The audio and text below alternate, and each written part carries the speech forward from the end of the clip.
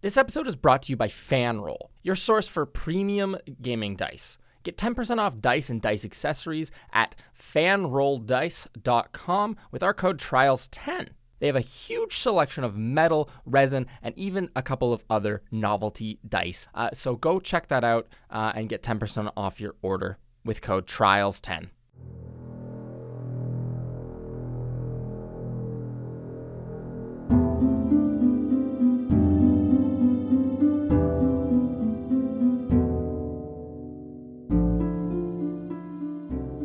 Everybody, and welcome to episode 213 of Trials and Trebuchets.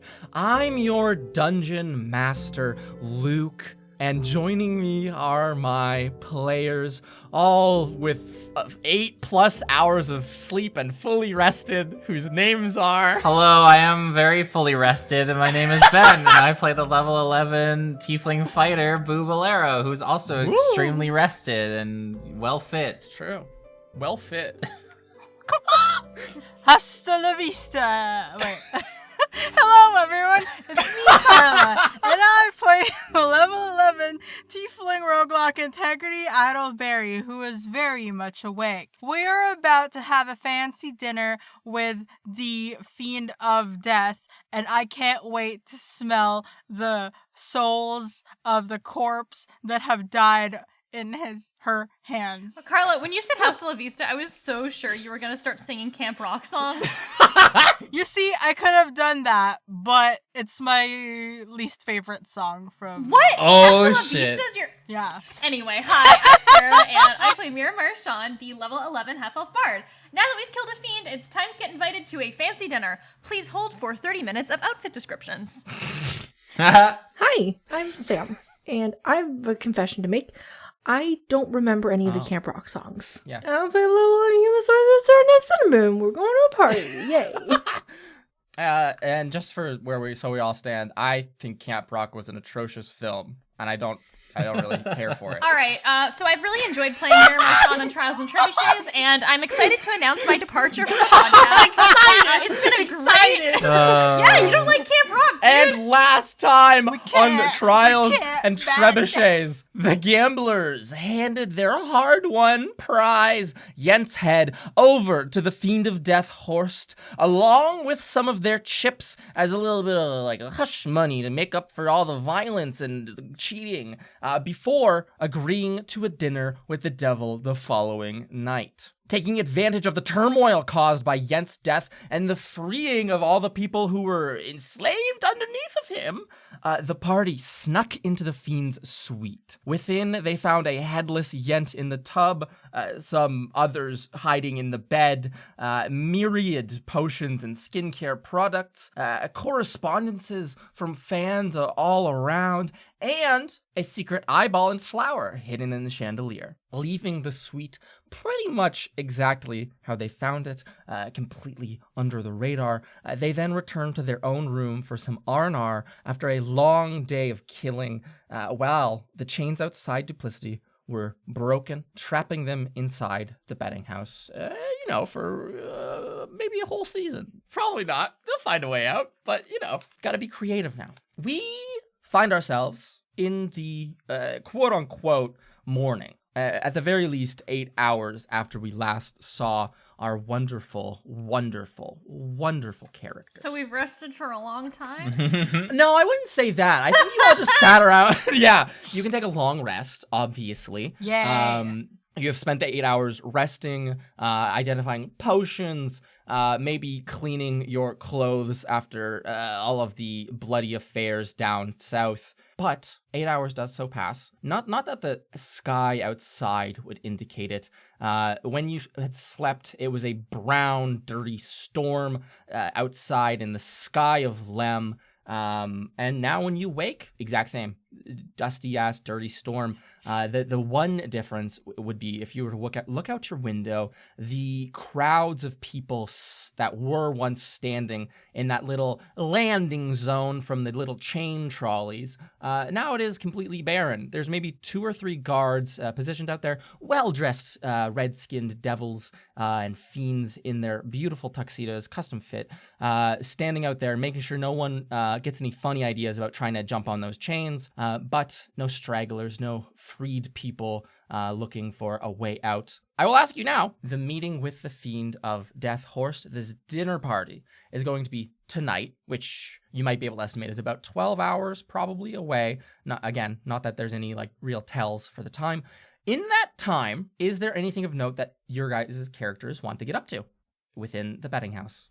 This is kind of just a me thing, but I wonder if we should go and see if we can find Kreschel again and maybe sort of interrogate them or like ask them where they might have, or if they know of another boat in the event that we need another like escape route.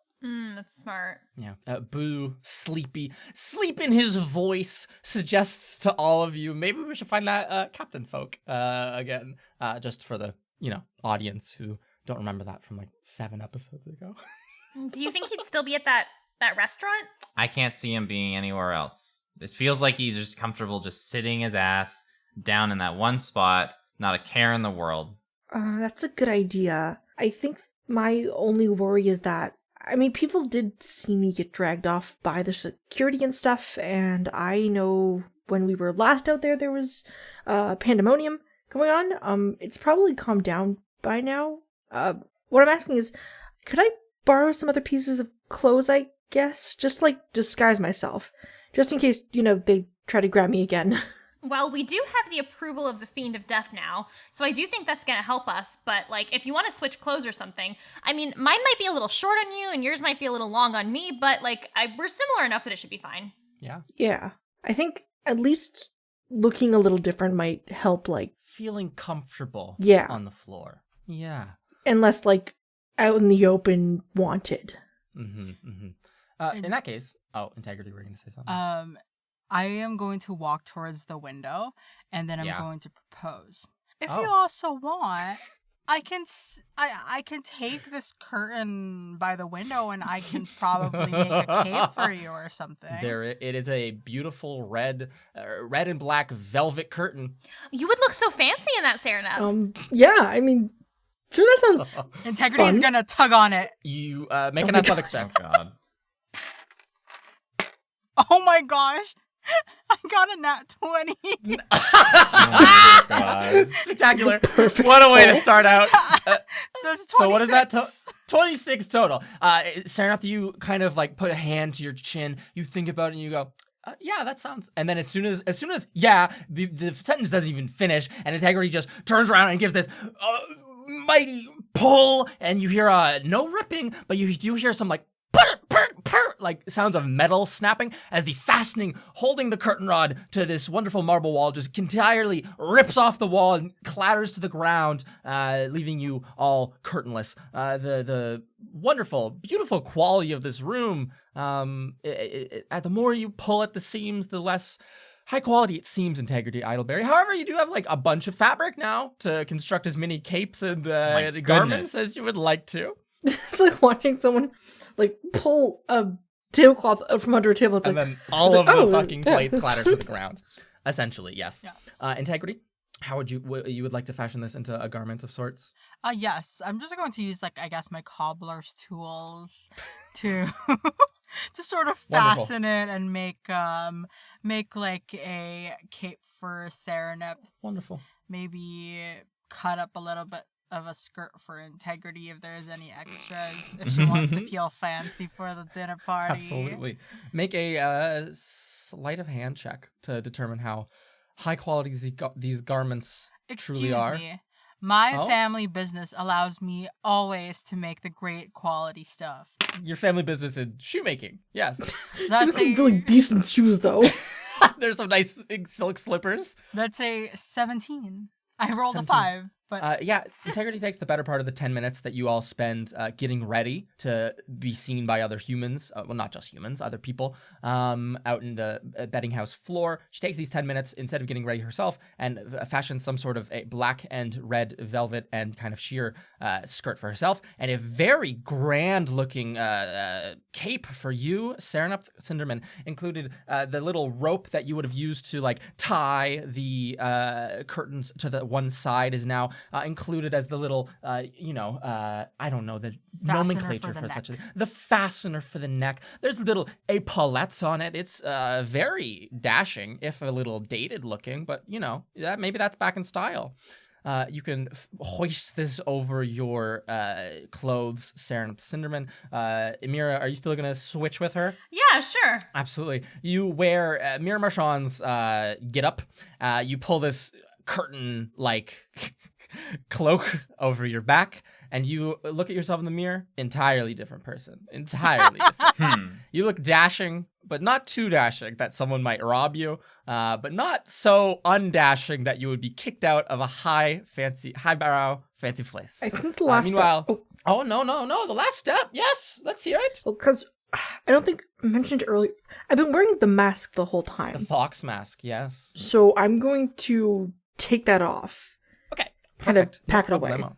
This is pack a that on. wholly new person. It's a wholly new person. The I thought you were gonna say charade, just gonna the- cut it in half. Cut it in half. So it's just Only the bottom face. Like, or half like Phantom of the Opera half. Oh, that's way better. I was thinking hamburger, not hot dog. My apologies.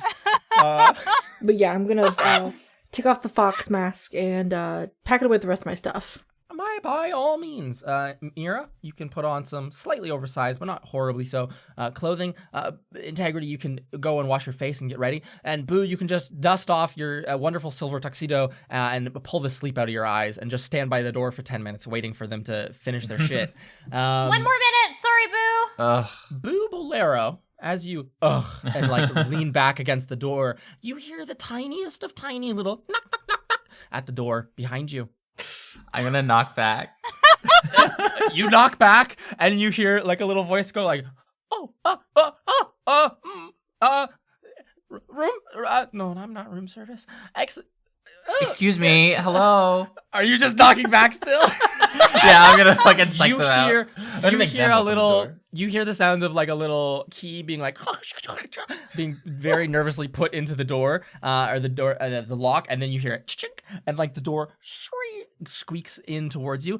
Probably the wonderful chain is still on there, and Boo, you can like glare out if you'd like. You look down and you see this little dark-skinned gnomish guy wearing a wonderful tuxedo. He is in his hands carrying like a little wooden case. It's probably about a foot wide by like 6 inches deep, if that makes sense. And he like looks up at you. It's like this dark red steaming or smoking wood. And he looks up and he goes, Hello, may I help you? Yes. I was instructed to bring, and he like hands it up to you. I was instructed by the fiend of death to bring this to your room this morning. It's something for all of you to sign. I'm gonna close the door so I can unchain. When you close the door, you just hear very soft, "Oh," and then you undo the chain and pull it back open. And he looks up at you and like will hold it out for you. You see a big old silver chain around this little guy's neck. He's the guy who brought you like the room service the first like moment that you were here. If you remember. Right. Eth was his name, and he holds this out for you, Boo, holding up the full maybe like 3.5 feet up for you to grab it. I'll grab it. And what is this? I guess. Oh, well, I'm not,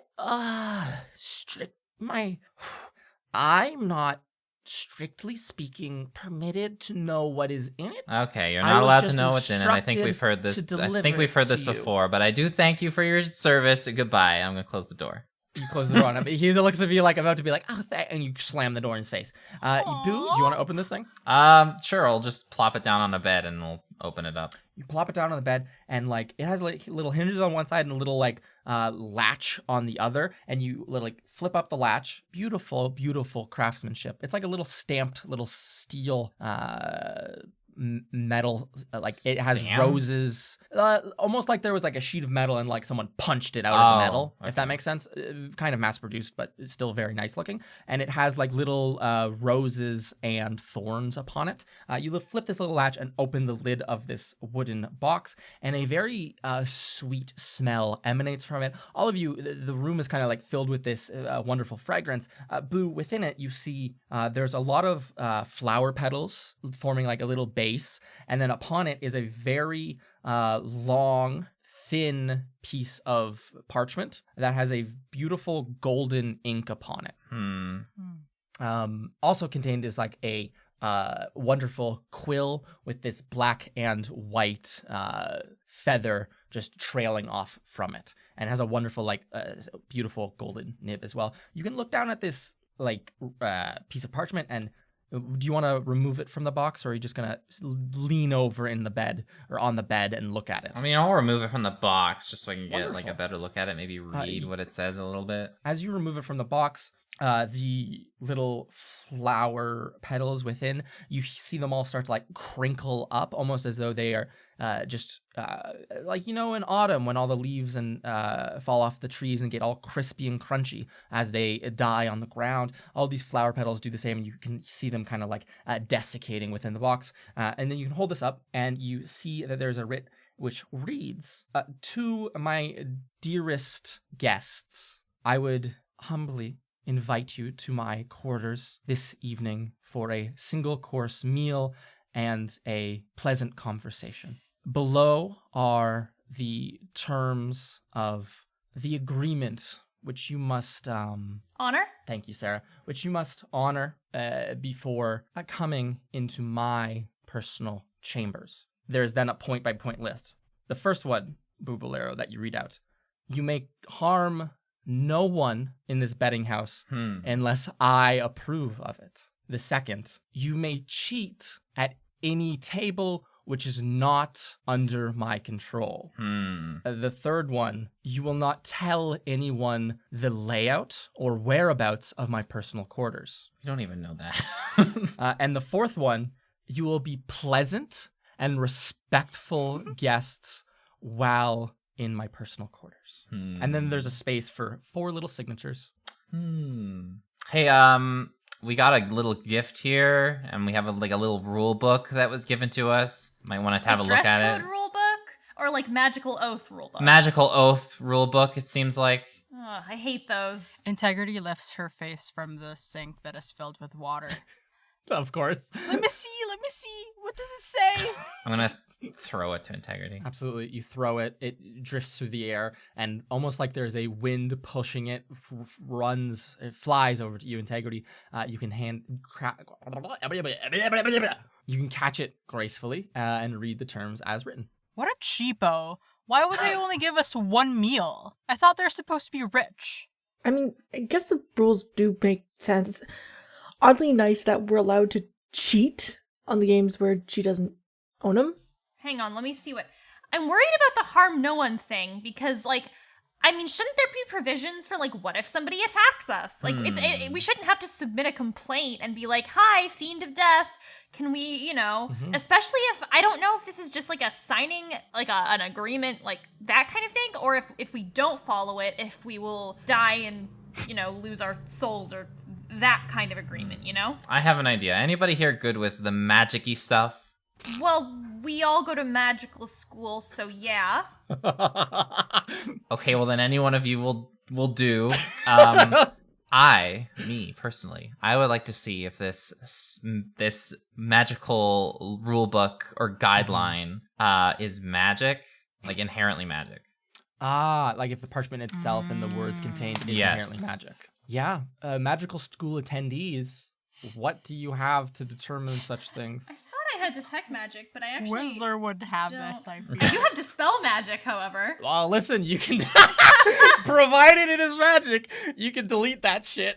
I might. If nobody else has a detect magic, I might. Yeah, I don't really have anything. Well, I don't necessarily want to dispel magic. I just want to know if it's like inherently magical in nature, because I think I might have a way to get around this. Well, if I dispel it, we will know the answer for sure is no. So, like, what level of spell does the Fiend of Death have? That's a good question. Yeah, like, what if Ooh, you dispel it and it just doesn't? I have 9th level powers to write good. What if there's a curse on it that if you dispel the magic, you die of a heart attack right there? Death Note? That's what we're talking about now, the Death Note. So, Mira Marchand, do you want to dispel the magic? If you want to test, If if it you want to exists? test it out in one way, this is a way to test it. Be my I mean, guess. I don't Yeah, think I've ever sure. heard of, like, anyone dying from trying to dispel something that is quite strong. Probably like- because when people did it, they died. Or, I mean, this is the best place to die. We can just be like, Can you please revive her? I'll give it a shot. Serenup Cinnamon, is there a caveat, a precaution?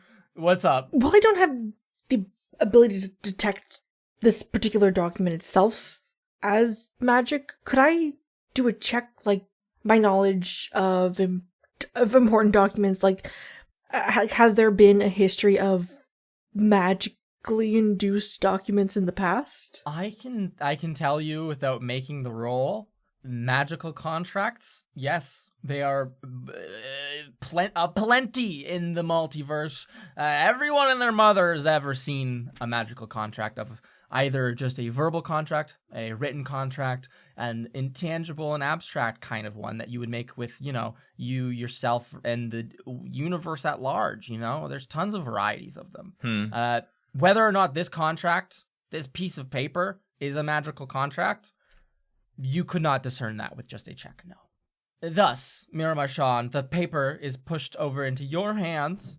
I'm basically just going to tap out a little rhythm on the actual piece of paper to sort of create the musical effect necessary. And I kind of imagine what I'm trying to visualize if something were to be dispelled is almost as if the text on the ink would Run. kind of run a little bit and then kind of recomposite itself. And I'm going to cast Dispel Magic. What does Dispel Magic do?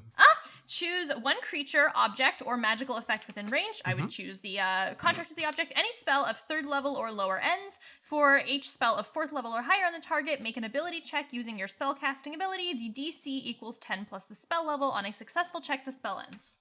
Make a roll using your spell attack modifier. Will do. I wonder if this is how my ancestors felt. Alright, my spellcasting attack modifier is +9. That is a what is that? A 7 plus 9. That's a 16. So 16? That would be 10 plus the spell level. So I don't know if that a 16 would make that. Miramarchand, you tap out your little fingers in a nice rhythm upon the sheet. You see a little wave travel along this wonderful piece of parchment, almost as if the vibrations of your fingertips upon the paper. That wave crests over the ink, you see it kind of start to run out of the paper and make little splotches wherever there used to be writing, dispelling effectively any of the magic contained within successfly. Well, I think it did something. So I think we're safe to sign it as if it's a normal agreement now. Is it still legible? It's splotchy. There are parts. The numbers, which were written very large, are very visible. The finer writing, such as all the rules, the regular stuff, very splotchy, almost illegible completely. You people, as having read it before, could probably discern what it still says, but any new person looking at it would just regard it as paper that has been dunked in water. Okay. Almost. I feel like that might cause a little bit of an issue when we present it back to them, and they'll probably know that we did something to it, considering it is now splotchy. Well, maybe. However, Could prestidigitation do something to fix this? That's a great question. I think prestidigitation could get all the ink out, and then you could have a blank piece of parchment, and you could. This isn't a joke. There is a quill in the box with it, and you could rewrite the entire terms in that ink. Well, again, if you would like. Here was my initial plan, right? So I initially wanted to see if this parchment was magical in nature, and if it was, then that would make my plan a little bit harder. But now that there's no magic in it, No magic. I have what's called a forgery kit. Ooh. All right. So I was thinking, if there was magic in it, it would make it a little bit more difficult, because I was just going to forge an entirely similar document, mimicking the handwriting and everything, that we would just sign instead and then present to them. But because it's magical, they would probably realize that the one that we would hand to them is not magical. Is non-magical. But now that there's no magic in this one, and it's splotchy, they'll know that we did something to this. So the alternative is to make a fabrication and then sign that still. Oh my Okay. god. Hear me out. Okay. Maybe we could probably just say something along the lines of, given what happened previously, we didn't want to put any risk to it. Maybe sign in good faith and explain our reasoning for doing it. Then maybe that become I don't know, something. Yeah, I mean, if we're entering a dangerous contract, then we should have the right to negotiate, because what if Yeah. someone tries to kill us and we don't have, like, quote-unquote permission to fight them? I mean, we just pissed off the probably people who liked the Fiend of Avarice. Like, we are negotiators. Yeah, plus if anyone ever finds out that we're the ones who caused the chains to go down, then they're going to be coming after us too. So I completely agree. So what we can probably do is forge it and pretend that, the contract's still intact, but it doesn't have its magic anymore because we did try to, like... like we didn't What? like we detected it successfully and didn't destroy it. And while it is still Exactly. technically legally binding, it's not magically binding, which is far worse. Yeah. Can we find a notary for this, please? And then... Make sure it's all legal. And then we can probably do the the negotiation for that specific term, because everything else seems reasonable except for that one where I totally feel unsafe to sign our lives to. Okay. So in that case, between Boo and Integrity because of your keen mind, Boo because of your skills in forgery, do you want to just completely remake this little piece of parchment? Sure, let's completely remake it. Okay. Yes. Sarah Cinderman, you can place a hand upon the parchment and cast prestidigitation, as is your wish. The ink kind of like splatters off onto like the bed sheets, and the parchment is left completely clear. Integrity, with your keen mind, you remember every single thing, every single line, where every single letter was, and you can stare over Boo's like back, or watch over him as he forges this contract anew. Boo, is there any modifications you're going to be making to it? Are there any modifications that we think we might want to make? Like, do you want to write your different terms on this now, or are you going to just write the original terms, assign it, and then argue with her whenever you see her? I feel like if we already sign it and then try to negotiate, she'll probably be in a better position, or like be more open to negotiating terms when we've already like signed it initially. If we just arrive there and we don't have it signed and then we try to negotiate other terms, I feel like that might not go very well. Why don't we modify the first term and say we will only harm people with her permission unless we are attacked first? Because, like, let's be real here. If we do decide to won't say, I don't think it will be very difficult to, like, provoke an attack. You know what I'm saying? Worded in self-defense. Exactly. We can say that, you know? It'll seem reasonable to her, but in actuality, that'll still give us a lot more freedom to, you know, do whatever we need to do. I like Very it. I well. like it. So in that case, again, with Integrity watching over, with Mira being like, let's modify it this way, and Boo with you doing the actual forgery. Ben, could you make a straight roll and add your proficiency in forgery? Okay. And because Integrity is helping you out with this, with Advantage. her incredible memory, please roll with advantage. All right. Let's see. That's not good. That's better. It's a 15. You got a 15 total? Yeah. Okay. You all see Boo writes the contract. Perfect placement of every golden stroke of ink. You write your terms as modified. And then at the very bottom, put four little lines for you guys' signatures. Boo, you can go ahead and just sign off on that right away. You can pass the quill around the room. And everyone, if you would like to, can sign on your guys' own personal contract that you all approve of. It's our ideal contract. Your ideal contract. Wonderful. You do so. Is Sarah up? Is there anything else? Do I still remember my parents' names? Yes, you do. Bertram and Olivia. Okay, in that case, Cinderman might still be a proper actual name for me. Got it. Yeah, the guy called you that at the restaurant, I think. Yes, he did. You're talking about Count O'Toole when he was like, I know all your names. Yes.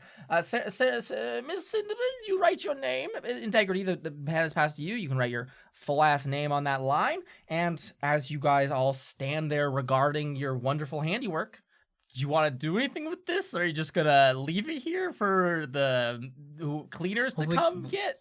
Do you think that guy is still standing outside the door? Just kind of waiting? Is there like a peephole? Can I like look out the peephole? You look out the people. You look down. You can't quite see right in front of the door, but it seems to be clear. All right, what if I knock? I'm gonna knock again. You knock. On your own door. Make an intimidation roll. Intimidation. Wait, what? Well, that's a nat 1, so... And now one, you knock, you hear nothing. You hear nothing from the outside world. Oh, he must be gone. May I open the door? You, Integrity Idleberry, so courageous and brave, open the door. You see a little gnome standing there, and he goes, "Ha! So you closed the door before I could tell you, but once you're completed signing the contract, you can just place it back in the box, and I'll run it back to our wonderful fiend of death. My mistake for not telling you sooner." And you see the chain tighten, probably an inch It's not your around fault. his Boom, throat. close the door in Goes, your face. What? Don't no, look no, at no. me. It's never our guests. It's never our guests' fault. You can't say stuff like that. I'm not gonna guess. I can say it was his fault. Surely, Don't, Serenif, don't. sure. No, the mistake. It was my I'm mistake. gonna put the contract in the box, hand it to this little gnome, and then close the door immediately before any more harm can be done.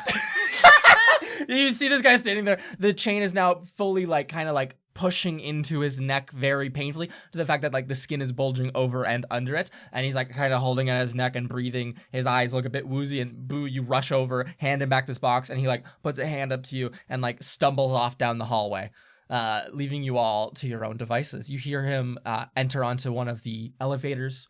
You hear no words exchanged between the imp and him, and then you hear the horrific ratcheting sound of the elevator flying up into the sky. With that said, your previous plan, Boobalero and company, was to go and find the boat captain Kreschel, if I believe. See if Kreschel knows the whereabouts of any particular boat that they might be hiding, or where they could be hidden somewhere in case we need one. So, the four of you, ready for the day, contracts signed and negotiated, problems dealt with, dinner arranged, head on to the betting house floor. You stand in this quiet elevator for mere moments as it plummets towards the earth, and the imp lets you out. This imp does not meet your eyes, and he is very much just doing his job. He has this little purple elevator person hat, and he's just kind of letting the crank run. He's trying to very much avoid eye contact with you guys whatsoever.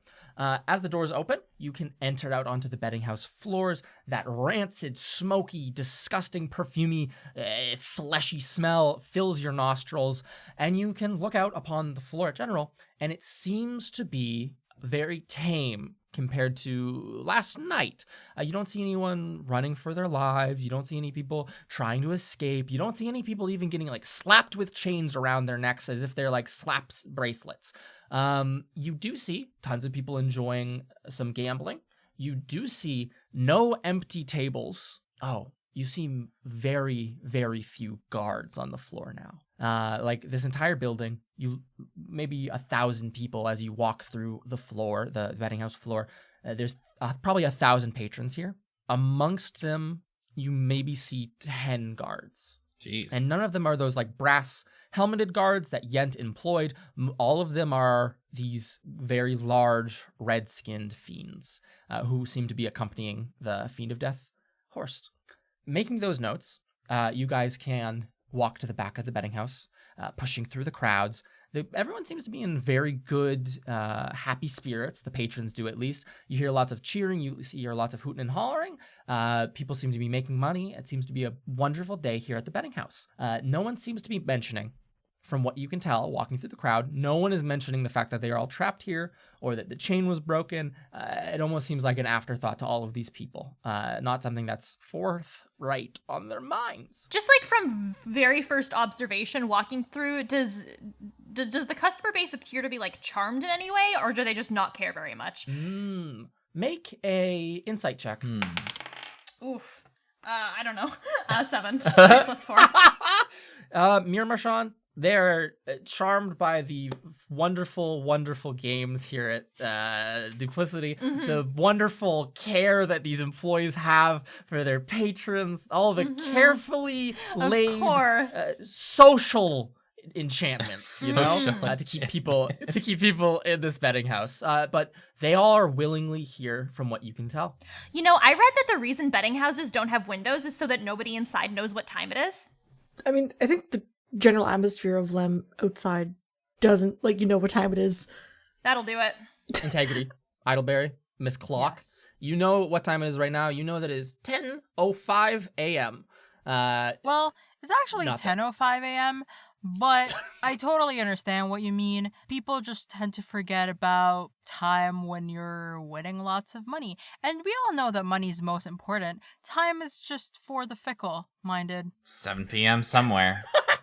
So the four of you all make your way to the back of the betting house towards this wonderful, large, circular restaurant, Silverton's restaurant and bar, Silverton's. You walk up to the front, and there is a orc standing here. He seems to be minding a little menu. He's like scribbling something on the side, and he looks up at you guys at the tip of his nose and goes, "Are you back here for a reservation? Can I help you somehow? Good morning. You missed breakfast already, so unfortunately we can't serve any of that to you. I couldn't put you down for a table room, but the next opening," and he looks through a book. Boo, Serenup, you're probably tall enough to like just see over the stand entirely. He's just looking at a blank page, like a completely blank calendar, and he goes, "Ooh, won't be able to get you in until probably 3 weeks from now." Oh no, we already have a meeting here that's already been. He's Oh, you just do? inside. Yeah. Who? Kreschel. Well, He asked to meet us Oh. here. Yeah. you see this orc's face like sour, like he makes a weird expression. He goes, "You're meeting? Are you sure? Positive. That's who you-" I can't believe you didn't like have it. Well, you know what? I totally understand. We all it Well, all happens. You know, it's I apologize, okay. but yes, we don't. Unfortunately, we don't run the books for Kreschel. We don't keep track of their appointments. I mean, it or doesn't look like you anything keep track like of that. anything That'll do it. from what I'm seeing over there. They stare at you, Boo. They look at you, Boo, and they go, "It's written in invisible ink, so that patrons like you the can't invisible get ink trick, nosy of course. about Mhm. other patrons who are here, Oh, sir." I'm sure that you've worked very hard, but yeah, I'm sure. I think they're calling us in there. So should we go in now? Yeah. He taps a little sign that says "Abuse to employees will not be tolerated." And goes, "The four of you, well, sorry to the two of you. The two of you need to mind your tongues a little bit more while you're here, okay? That's the kind of talk's gonna get you thrown out." Of course. I apologize for how they're acting. It's morning. No It's worries. Yep.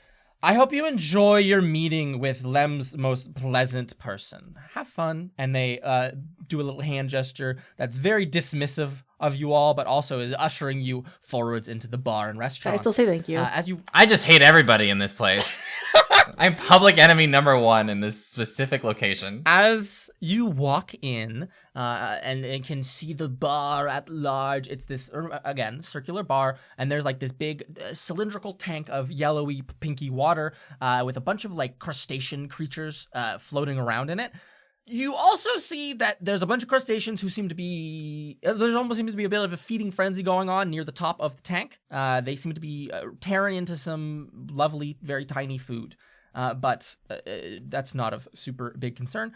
You guys stand here for 2-3 seconds, and you take in all of the different faces you see at the bar. You see there's like two what looks like very affluent businessmen sitting, having a very hushed, slurred conversation with one another. They seem to be very few drinks in.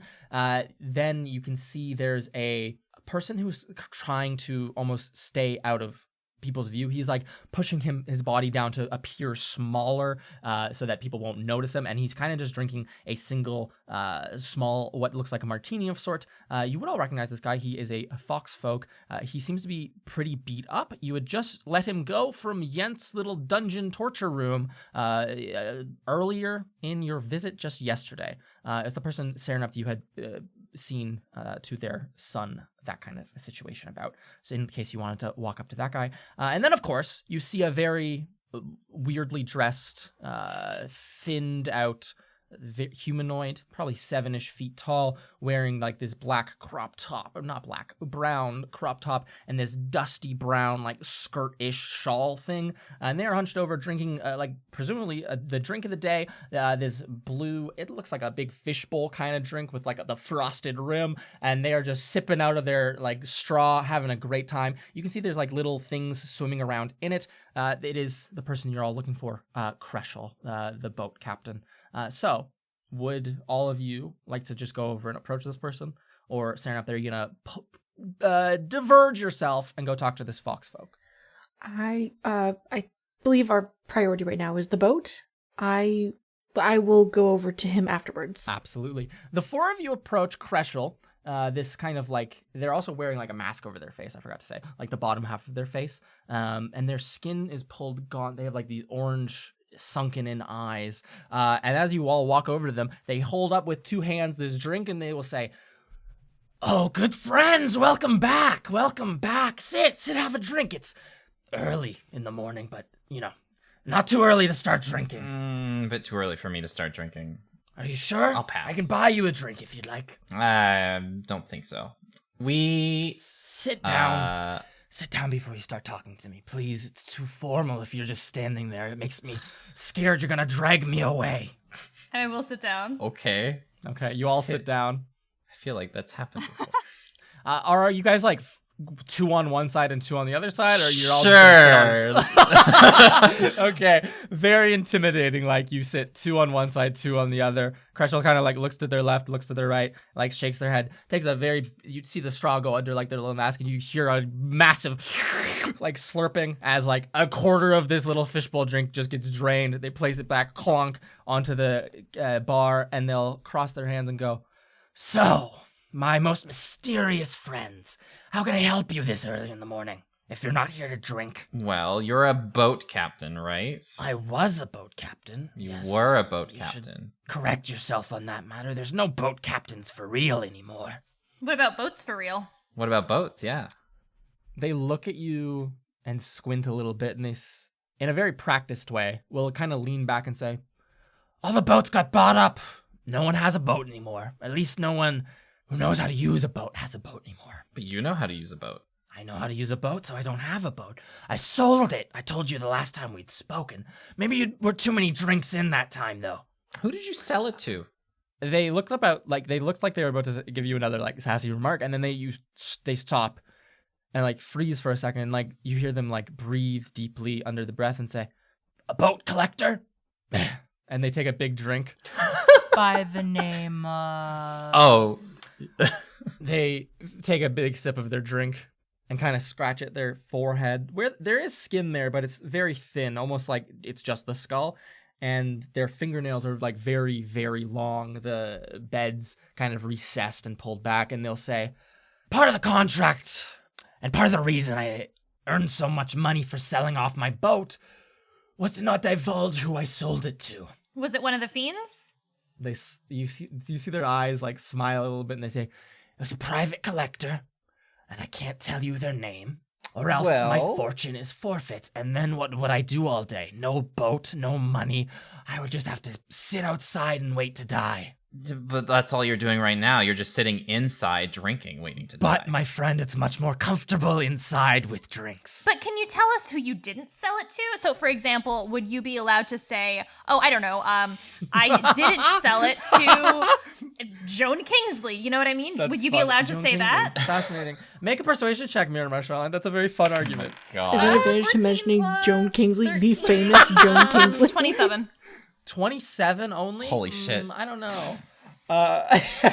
Crystal steeples their hands and like touches their nose under the mask, or like through the mask, and will breathe out deeply and like look around, watching the bartenders like run around. There's only two of them like working right now, and they seem to be avoiding you guys like the plague. Good. And they'll, not looking at you, Mira, they'll just say, "I mean, I can say, if you have names to ask me, I can tell you if they don't have my boat, as long as it doesn't get around."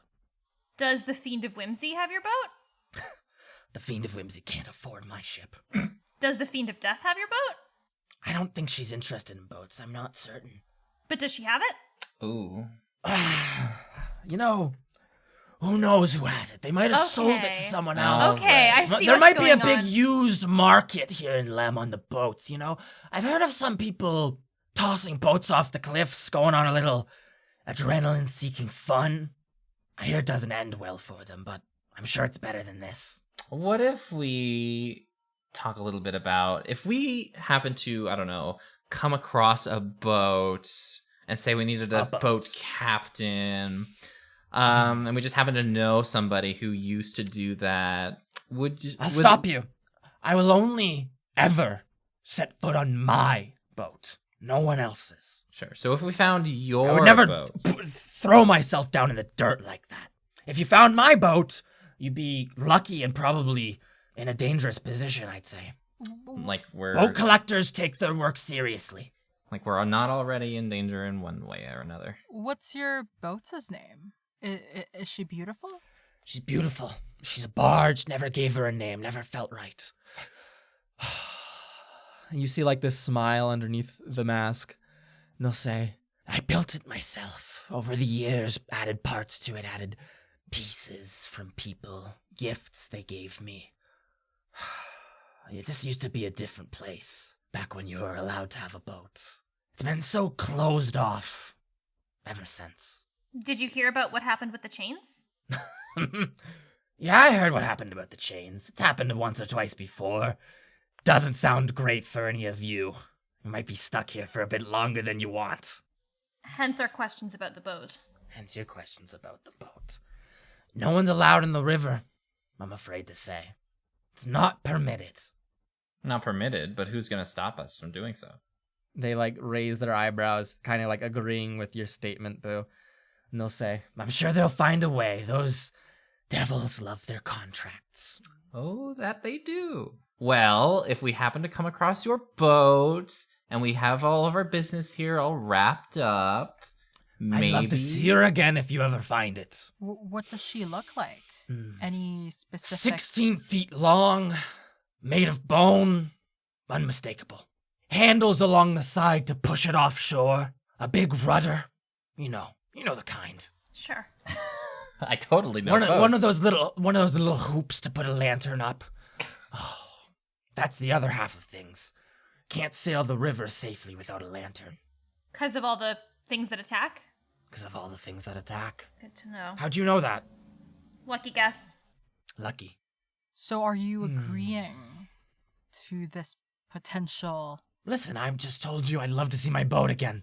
Of course. I can't agree to anything. I wink at them. They look at you, and they'll just, you can see them just smiling this entire time. The demeanor from the last visit, that kind of like, there was like a very sad, forlorn smile on them now, and now there's a bit of more like giddiness, like childishness to like the expression. You can even see them like moving, like peeling some of like the rimmed, like the crust off of like the rim of their glass and like putting it under their mask, and you can hear them like crunching at it, and they'll say, do be careful with it though.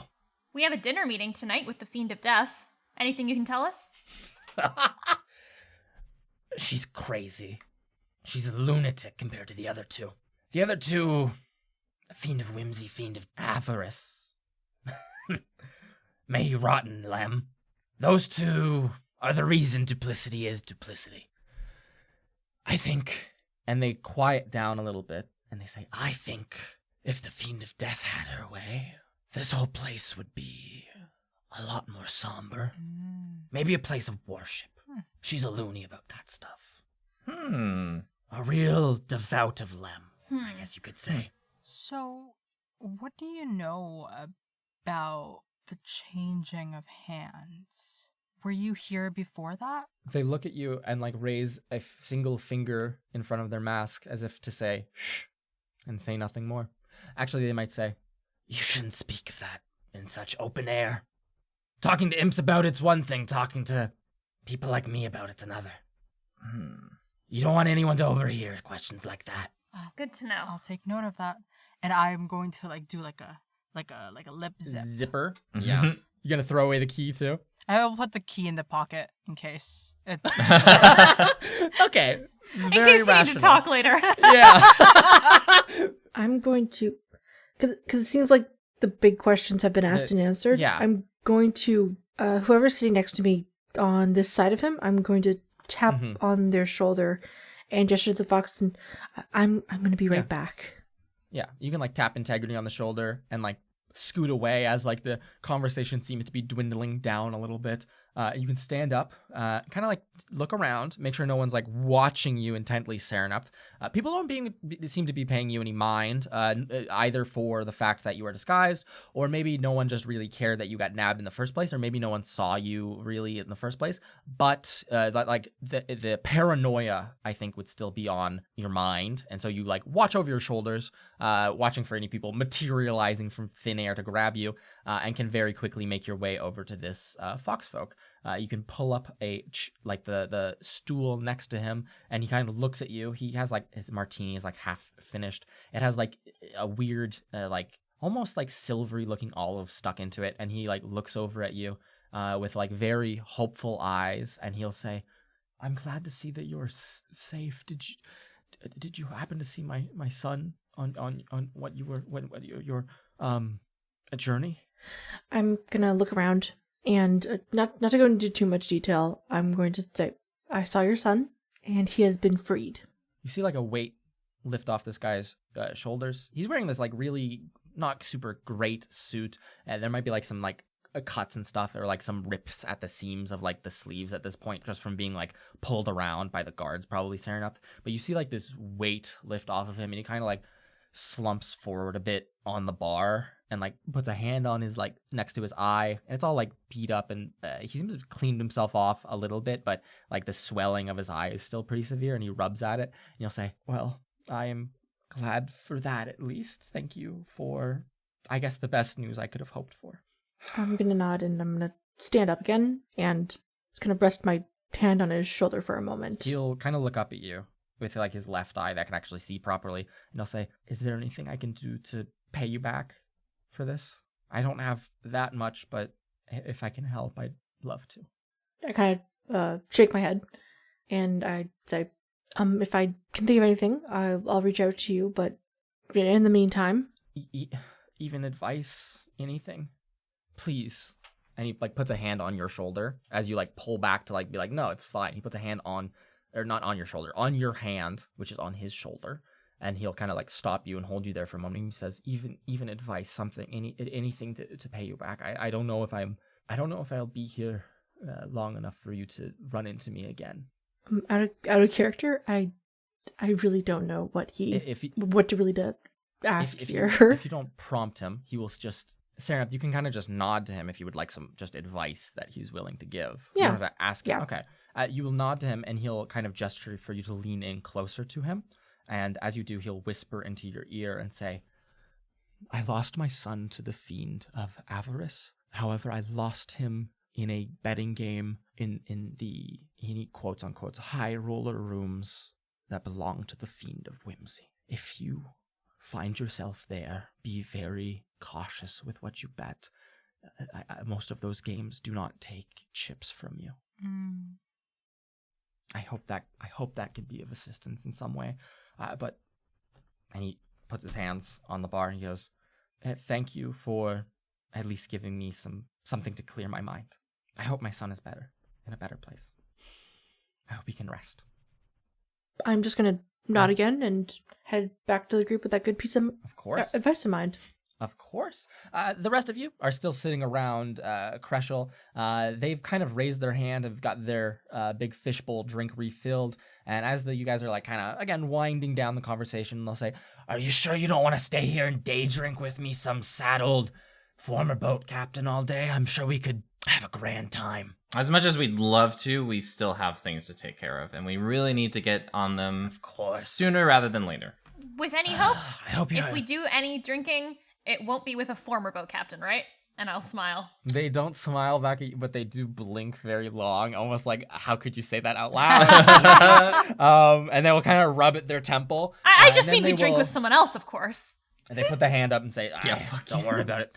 They pull over like a little napkin, or like they lift up their fishbowl and pull the little napkin or coaster out from underneath it, and they write something on it, and they will just hand it over to you, Mir Marchand. You can glance at it, and it just says room 715, and you can stow that away for later. And they'll say, "In case I'm not here when you need to find me." and they will go back to their drink. All right. I didn't even know they had a room. It's Yeah, good I to know kind of that just now. assumed they're always in here, but They're just permanently here, just drinking forever. They hide under one of the tables, and that's where they sleep. That's really room. No 7. wonder they look Correct. so gaunt. They have nothing to Floor drink. 7. They've just floor had nothing 7. to eat. All tables. Yes. Ugh. So with that done, the four of you can kind of like pull back, regroup around the entrance to Silverton's. Your eyes might drift to this like tank of crustaceans once more. You see that the feeding frenzy has finished, and a very tiny little skeleton is just drifting down towards the bottom. Oh, great. It looks almost imp-like. Well, Yeah. So with that, you can all regroup with this information. so do you think it's true that the Fiend of Death has their boat, based on the way that they were trying to skirt around that? it makes sense to me. I mean, if she's really the one who wants this whole area to be this lockdown house of worship, she cut the chains. It makes sense that she'd make sure there's no way out. I wouldn't be surprised if she has it. So that's probably something that we'll have to look for when we're in her private chambers. Oh, Yeah. why couldn't have this been straightforward? These things never are. You learn very quickly that's never like that. Just once, we will have a nice trip one time somewhere. No death.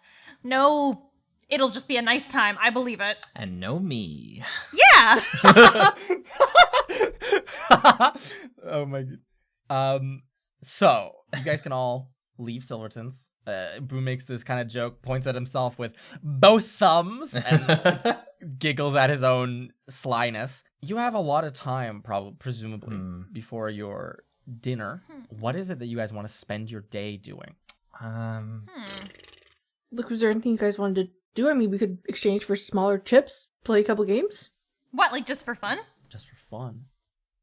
I mean, yeah, why not? We have a decent amount. We can just take a little bit, put the rest upstairs, lock it up. You're not wrong. Yeah, you're not Sure. wrong. You can see off to like the eastern side of this betting house. There's like a little currency exchange place that you could go line up if you would like to get some spending money.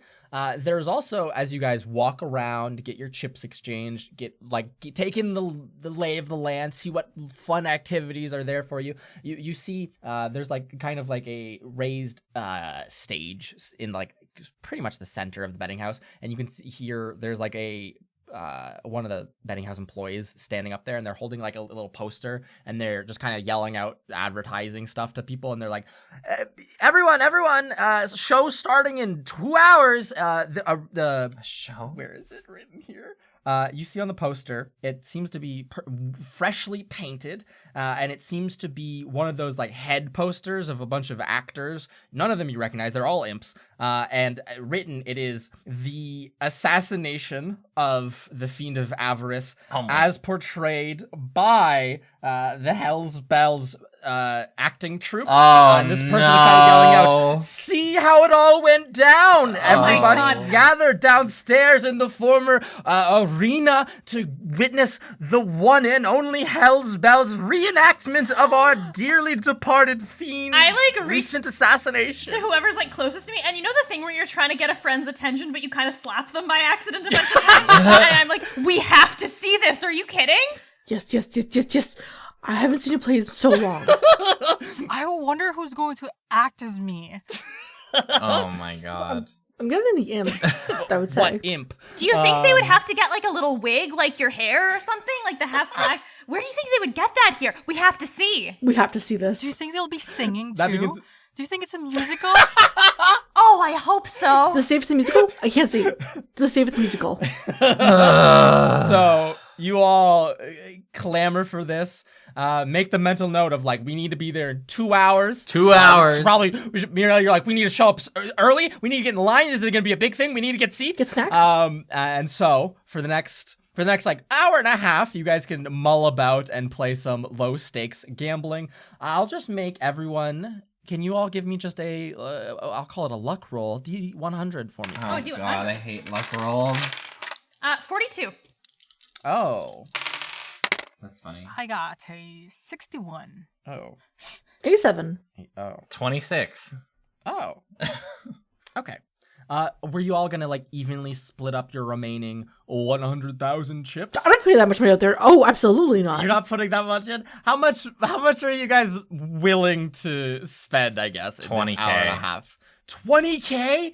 I was thinking like a couple hundred, like 20K. low betting areas. Okay, Sam, you hit up like the low betting, like the low stakes chalk block tables. Boo, you head over and you play a wonderful game, which is called, let me flip to it in my book. That's not what the game is called. Listen, high risk, high reward. Boo, you play the wonderful game known as Sevensies. It seems to be a high risk, high reward. It is that one where you bounce the ball and then must pick up those razor sharp pieces. You walk over to this Ouch. and begin playing. Integrity, Mira, how much money are you guys putting up? Or is this low stakes or are you going all out? Mira, you can't die. You're yeah, gonna make I mean, a I'll fortune. save like a little bit, but I want to bet a large amount of money. How much are we talking here? Like 10K? 10K. 10K. All right. And Integrity Idleberry, how much are you putting up? I Or are think you just gonna join your cousin at the low stakes chalk block? I think I'm gonna go with like 2,500. Okay. That is enough to not join anything else. That is chalk block money. Okay. So you can go to a nicer chalk block table than Sarah enough, but are still playing low stakes chalk block. Oh God. At the end of this hour and a half, Mira, your 10,000 piddles away to a measly 1,800. Integrity Idleberry, I believe you're loss averse, so you might walk away from the table when you have one chip remaining of 100. Sereneth Cinderman, Uh-oh. your money is gone in but a single round of chalk block. You walk away with only your savings and none of your gambling money. And Boobalero, you are on a hot streak, my dude.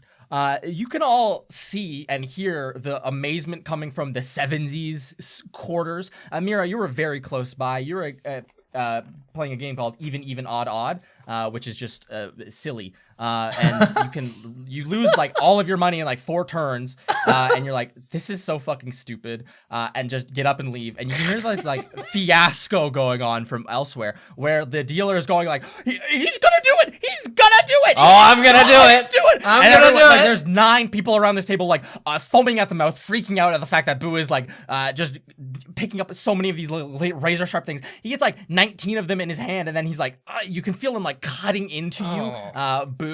As you're waiting, this like little ball is just hovering in the air and floating down very slowly, and you're just like picking more and more and more up. And like the dealer is almost like, you see the dealer, the 3 of you in the crowd reaching for his neck as he knows what is about to happen to him. Uh-oh. And Boo, you reach that miraculous number 21 in the game, Sevensies. Everyone around you cheers. The person right next to you, who's like this very hairy, super hairy, very kind of stinky dwarf wearing like bright red clothing and very kingly looking, grabs you and just is shaking you fiercely as you're like rustled about. The dealer puts a hand on the table and will say, and our wonderful guest, what's your name? What's your name, guy? What's your name? Boo. Boo Bolero, everybody. A round of applause for Boo How did they get Bolero. his last name? How'd they get my last name? Sorry. You guys, our wonderful guest, Mr. Boo. Everyone give a round of applause for our jackpot winner. And as soon as this person says jackpot, you see the life drain out of their eyes. Boo. And they kind of like convulse for a second and then flop forwards on the table. You see that little obsidian slate where all the chips disappear into.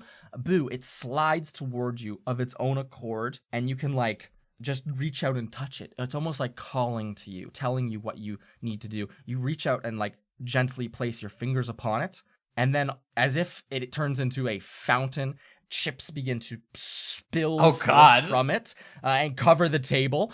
Everyone around you is like looking. You see a lot of greedy looking eyes. You also then see one of the security guards walk over, and they put a hand on your shoulder and will say, Mr. Boo, congratulations on the jackpot. We'll be escorting you to the currency exchange so you can get that changed up for a few less chips. Make it easier for you to carry around. And then you hear one of them go, hey, And they point at one of the other guards and they're like, come over here, help me carry this. Boo, this guy has his hand on your shoulder. This large fiend has their hand on your shoulder. They probably stand up good 4 feet taller than you. You watch a literal ton of coins, chips spill out on this table. And the other guard and the one who is like escorting you, make sure no one else takes it.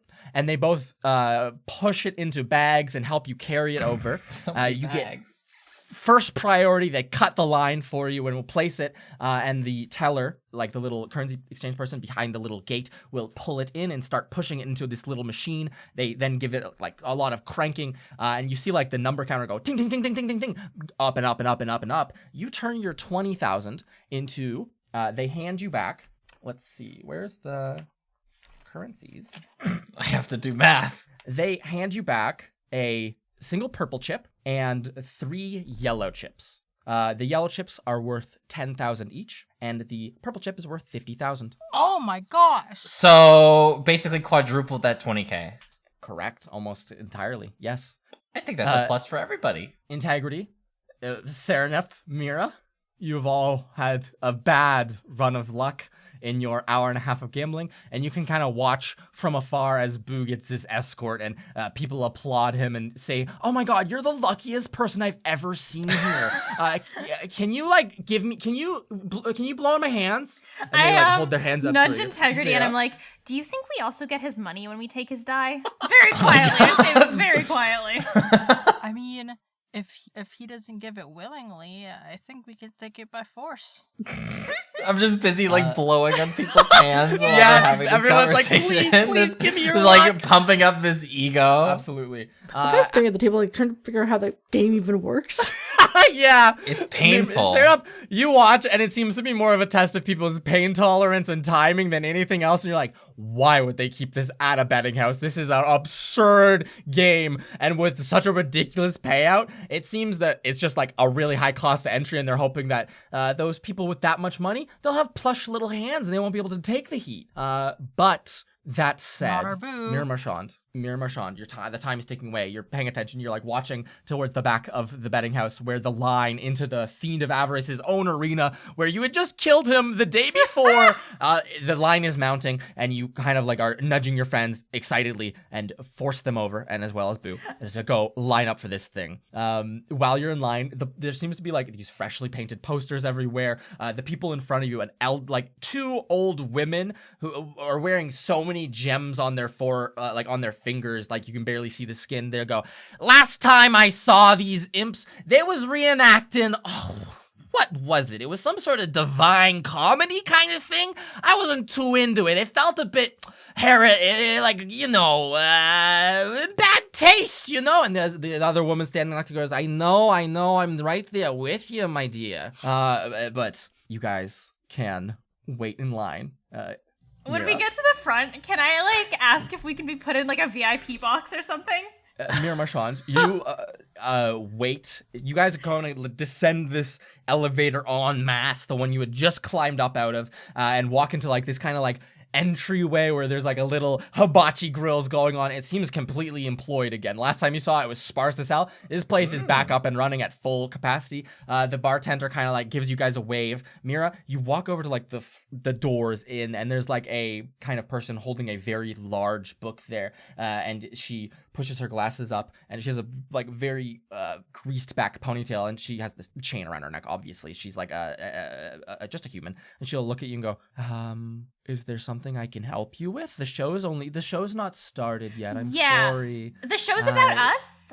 We are the ones who killed the Fiend of about you. Avarice. Oh, yeah, so can we get like a VIP box or like something like that? You can look at us. You can look at the... can I get your names quickly? I'm gonna have to like call someone else to make sure, just to verify. I mean, you can just look at us and like look at That's fine, but I need your names also, because anyone can make themselves look like anyone here. You know that. That's a thing that people...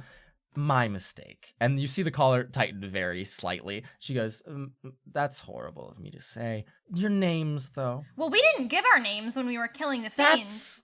Okay, So that's my not going to mistake. help verify...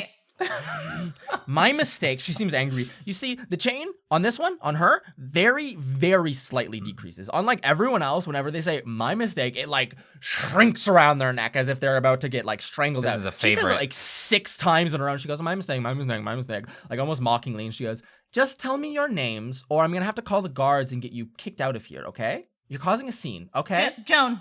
Joan. You. And she points at you, Integrity. Joan as well. It's a common name, isn't it? No, it's not. It's Jenny. Jenny. Okay, you. She points at you, Sereneth. Ginny. Do you want me to put that down? Is that your real name? It's Eris. Eris. She rolls her eyes. Boo. She looks Joe. up at you. Joe. That one I can believe. You look like a Joe. And then you see her pull like a little stone out from her belt, and you just see her look at it for a couple of seconds. Her eyes like glaze over black, and she like almost looks. What's up? I cast a message to Mira and say, if you get us kicked out of this play, I swear. They never said that this was illegal, though, so why the heck would they kick us out? You see her eyes like glaze over black as she uses like this little sending stone, presumably, and then she like takes like a very deep breath and looks like very deep and sweaty, and she puts the stone away and she goes, I'm sorry to say, but the 4 of your names didn't check out with the people upstairs, so I'm going to have to ask you to leave. Okay, how about different names? I don't want different names. You're causing. Look, everyone's looking at us, and she points around. No one's paying attention to any of you. I'm You're so causing sorry. a really big scene. I just really You're- want to see listen, the show. I know that this is such a I'm wonderful sure- show because, like, If you agree to just leave me alone, I'll let you in. I'm not going to do you any favors. My mistake for talking to you like that. Do we really need a VIP box? Fine. Is that really important? You don't look like VIPs to me. That's right, we're I not. have a horn. We did kill a fiend. Ouch. Okay, cool, great, fantastic for you. And she goes back to writing things down in her book. She just shakes her head and she like looks up at you over these glasses and then just goes back to the book and she goes like piss off. She goes, It's like, do you want to watch the show or not? Yeah. All right. Mira, fired up, Mira. You're pulled away by your friends, brought over to like the hibachi, sat down. They cook up a nice like a bunch of like peppers and like throw them over to you guys, and then like some weird little crustaceans, and it's like a fancy fun time. And then after the next 12 minutes, you wait here, Mira, steamed and angry. The doors begin to open. People crowd. You see like those 2 old ladies brought in, escorted in by some guards. A bunch of other VIPs brought in, of course, and then you, member of the common rabble, are allowed, permitted in. You see this woman with the book has disappeared entirely. As you walk in, the heat in this room, this opera theater of sorts, has died down. As you approach like the little lip of the boxes, you see that the entire surface has turned to almost like glassy obsidian, as the lava seems to have been dealt with, as some might say. And so you take your seats in the boxes. You don't get amazing seats. You're probably like 2 rows, 3 rows back from the actual edge of the box. The seats themselves are just plain wood, threatening to burst into smoke, of course, and not entirely comfortable. Great. At this point, I believe, Mira, you might just be listing off all the terrible things about this place. Like, oh, this show sucks. And within like 5 or 6 minutes, as everyone's seated, fair enough? Can I just want to see how long this lasts, actually. Yeah. How long is the play? Does it tell us? No one said. No one said at all. Could be 10 seconds. I have a stupid idea of casting clairvoyance. Yeah, so that you Get can a see better from viewing really. spot. That's fantastic. Save it for like the choice moments that you know are coming, right? The people around you gather in, everyone's clamoring and chattering, and then all of a sudden, all of the lights in this room, whoosh, are extinguished. You see that center stage, the throne, the burning throne that was left in your guys' wake, the assassination. Oh, you all are familiar with this room. That is cleared off. Just a simple stage remains, and you see these big red satin curtains. And you hear like a drumming go, and then a single imp walks out. They're wearing a big ruff around their neck and very fancy green and blue garb. And they have like a little, very wispy wig of like red, fluffy hair on their head. And they like almost pirouette out onto the stage and onto center stage, and then hold there for some time as the entire room draws silent. The drumming fades, and this single imp goes, "'Tis I, the lovely, the gorgeous fiend of avarice. My blood is the coin of this seedy, duplicitous place. I sit on a throne of grandeur around my foolish comrades, my lowly other fiends. It is I who has pets unending and looks so dashing." And people like giggle How and rowdy clap is the at audience? this. The audience is minimally rowdy. I mean, Wow, they boo nailed it, him. Like, very lightly, like not booing the performer, but in the way you'd boo at like a wrestling match. Damn. Oh. Like I'm booing the boo- character. Make a persuasion check. That's a 6 plus 13. What is that? 21? 21. More people around you are like, you hear someone like three down 20. rows down, like, did you get the different number? It was a different number? It was 20 Did maybe? Wait, what is it? What a 13, 14, 15, 16, 17, 18. That's 19. That's 19. I'm sorry. 19. I'm bad at math. It's 19. Oh my god. this mirror, like everyone's like, "Oh, that's him. That's the guy. He died." And then Mir goes, "Boo!" What? I'm And, right like, here. A bunch of people around, you kind of like turn back and look, and someone next to you goes, "Why are you booing? What are you booing for? Is he supposed to be I thought he was supposed to be a hero. Isn't he like the hero of this? Isn't this like a tragic play?" Oh. Yay! Woo! Everyone around you, like, it continues. This imp stands on this stage and sings in somewhat of a monologue. Just all who live have ever seen my face love me. All who hate me quake at my feet. I have built a kingdom upon the dead, and the dead's money belongs to me. This imp seems to be losing the crowd. And then, bursting forth from this either side of the stage, there is like people like little imps who seem to be dressed in like costumes which are just orange and red streamers, almost as if they look to be people on fire, and they're just running around the stage, and you hear them in synchronicity sing, "Oh, he is the great fiend! The great fiend who controls the flames!" And then they drop to the ground, and like the little the tassels which were attached to their arms and legs just burst up into the air, almost as if they are animated by a wind. And then this imp playing Yent, the Fiend of Avarice, steps between them, and you see some little imps dressed in black roll out a little throne for him to sit upon, and he sits upon this throne as those little imp fires, burn next to him. He crosses his legs and goes, "Now for my greatest entertainment, the fighting pits! Aha!" And he goes, "Clap, clap!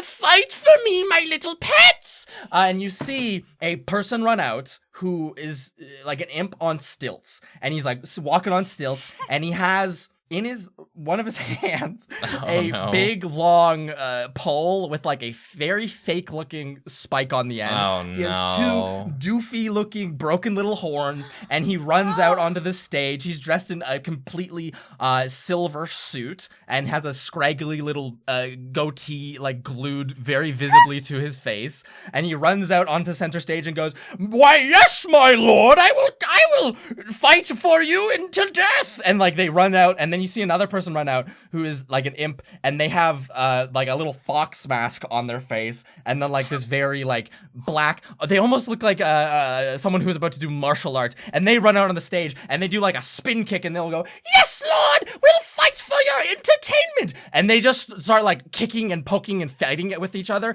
and like a clamor goes out, like you hear an orchestra kick in, and you see the person playing the Fiend of Avarice just clapping like, "Yes, great, fantastic." I'm like nudging Sereneth hard and like looking from like her to the imp and her to the imp with like a big grin, like, "Look, it's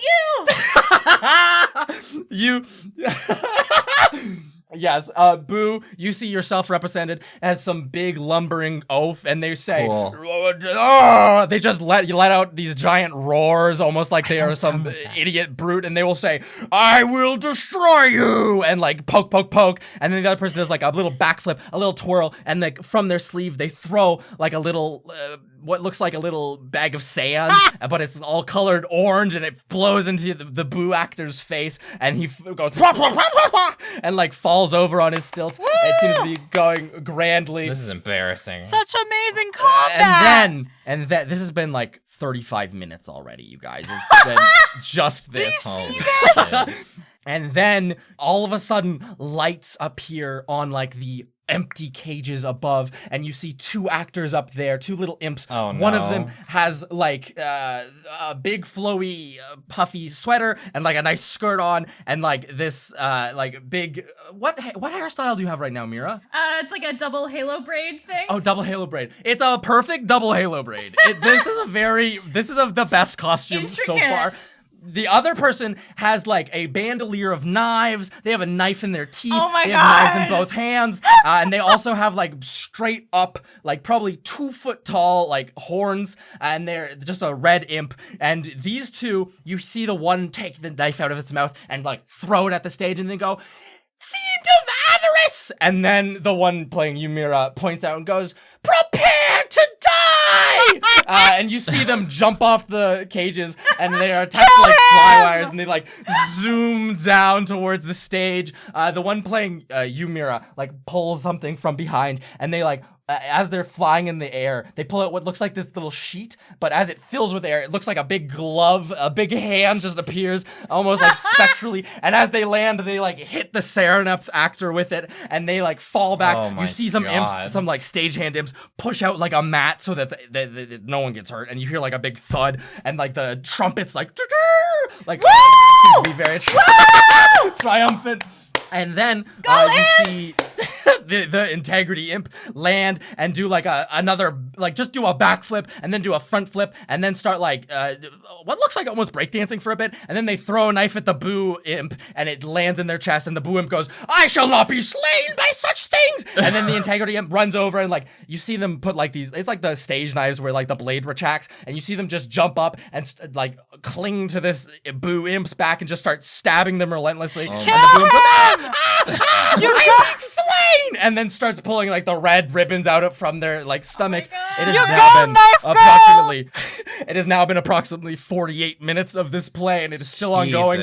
And then the fiend of avarice imp stands and will say, "I shall not stand for this in my most beauteous of arenas. I will decimate you assassins with my..." And they like start waving their hands about and making little wiggly sounds, "with my gold magic!" And then they push both their hands out like they're gonna throw something, and from off stage you see just an imp throw an entire like wash basin full of golden coins at the integrity imp and Boo. It collides with them. It sounds like very real, very heavy gold. The two actors then fall to the ground covered in like this gold. Mira, your imp actor, is the only one which remains. They're like dancing around, and they will say, like holding this like like trying to keep this big glove filled with air almost, and they will say, "I will defeat you with the power of the crowd and song." And then they throw the glove thing down. All the lights cut,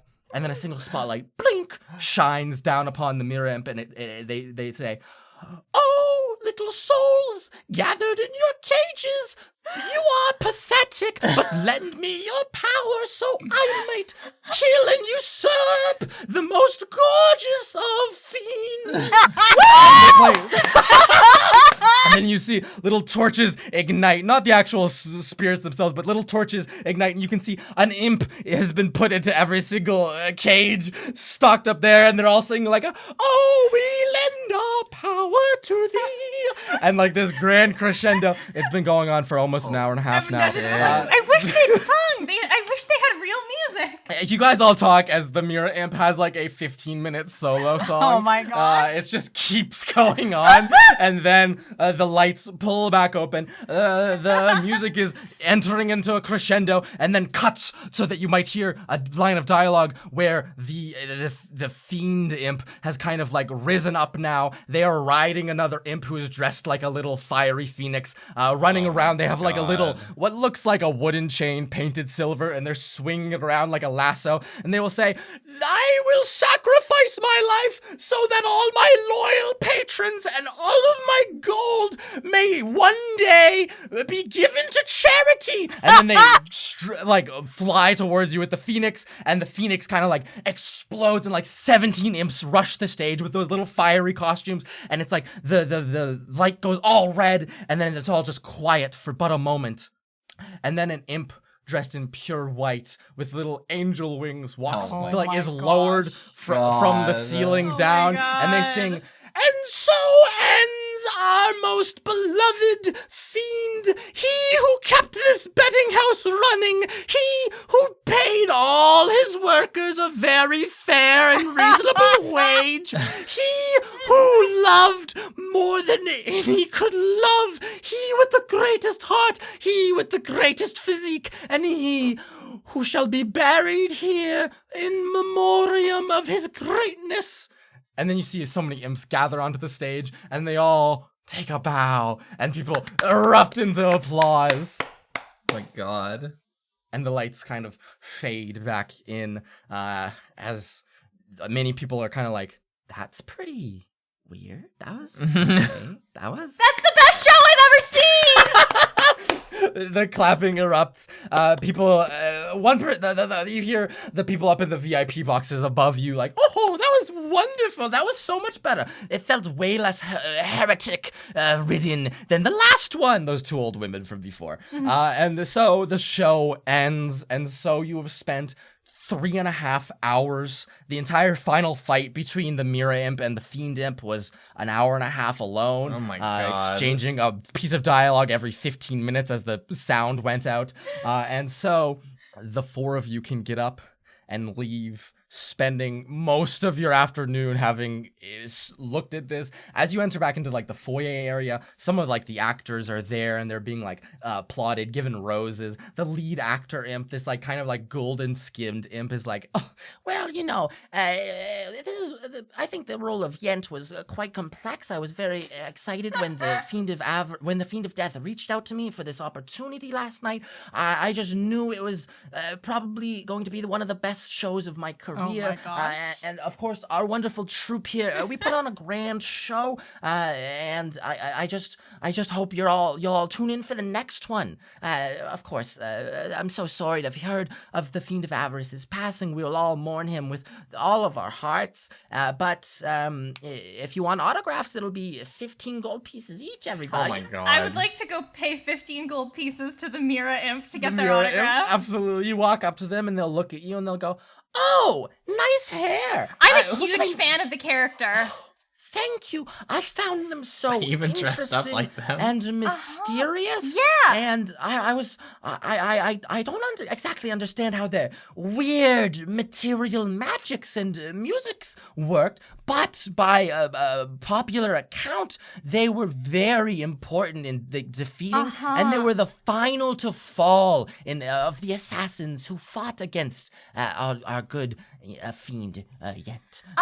So did you write the 15-minute musical number yourself? It was a team effort, but Wow. most of it was me. Yeah. That is so impressive. And I'll like, Yes. I'm gonna ask it to like sign my hand or something, like my prosthetic. Like your arm. Yeah, like sign You the pull palm out, of my- like the brass, and they go, "Oh, that's nice. Oh, yeah, I can I sign love that." your version. Oh, thank you. They sign it. You see that their name is Tondu. Tondu. Tondu the imp. And they kind of like go, "Oh, thank you. There's a big line behind, so Oh, of course. and they shake your hand greatly, and they'll go, "I hope you show up to the next one. I'm trying to negotiate a 25-minute solo." I think you should go for it. I mean, thank it was the you. highlight of the show. "Oh, thank you so much. No one ever says that to me." Well, they're and they like hold fools. your hand for some time, and then they'll someone taps them on the shoulder, another imp who seems to be wearing black and has like almost sunglasses on, and goes, "Tondu, there's a bigger line. Tondu, there's a bigger line." And they'll go, "Oh, I'm so sorry. We had a meaningful moment of eye contact there. I hope you come to the next show. Thank you so much." And they'll push you on your way. Of course.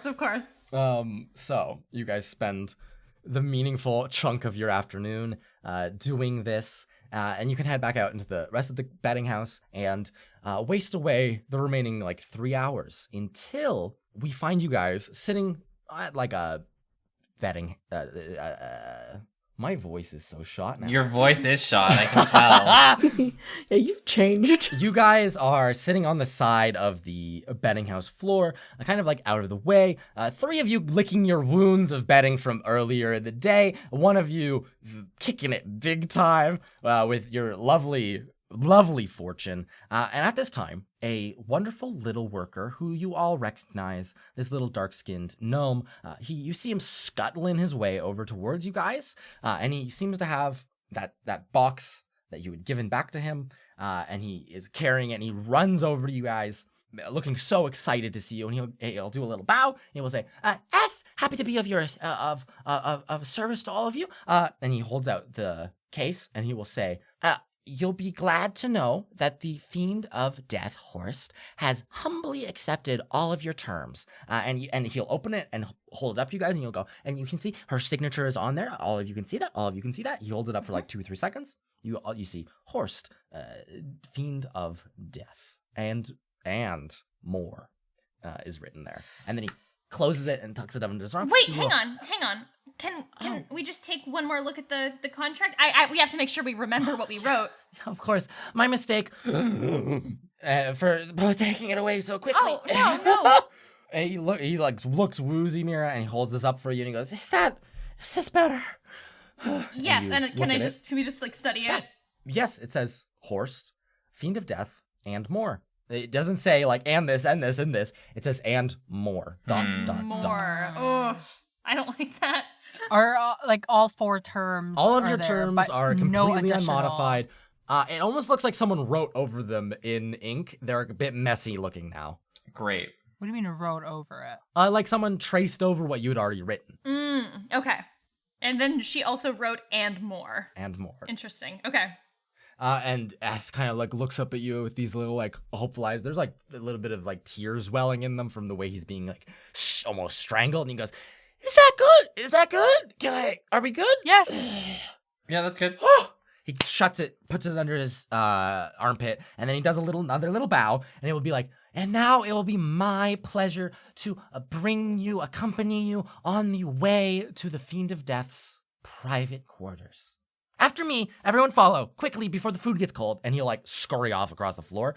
You can chase this little man all the way back to the elevators. He walks up to a regular elevator, and then before the doors can open, he kind of waves his fingers in front of it. You can see on his hand something that was not there this morning or any other time you'd spoken to him, which is this very thorny looking ring that has a big flower blooming out of the top of it. He waves his hand, and you see this flower puff out a little bit of dust, almost like this black, almost like coal dust looking, and it coats the door, and it just all of the color seems to bleach out of it, and it is just left this pale white.